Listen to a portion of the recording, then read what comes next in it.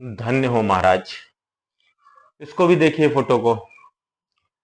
हम किसी के पार्टी के विरोधी हैं क्योंकि पार्टी हमारे खिलाफ काम कर रही है, और जो हमारे खिलाफ काम करेगा हम उसके विरोधी रहेंगे, और जो समाज तोड़ने का काम करेगा हम उसके विरोधी रहेंगे।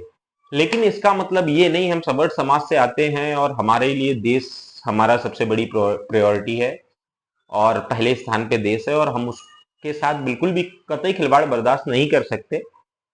सारी चीजें पक्ष में तुम्हारे जा रही हैं, कहीं ना कहीं कांग्रेस के पक्ष में बहुत सी चीजें जा रही हैं, बट उसके होते हुए भी तुम ऐसी गलतियां कर रहे हो जो तुम्हें नहीं करनी चाहिए।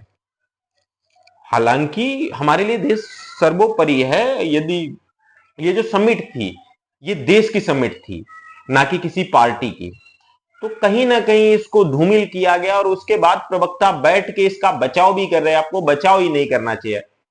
मेरा सवाल ये भी आता है कि अगर बाहर मंडपम में पुलिस थी तो फिर उनको अंदर कैसे जाने दिया? अगर सारी व्यवस्थाएं बाहर थी तो अंदर जाने कैसे दिया, घुसने कैसे दिया?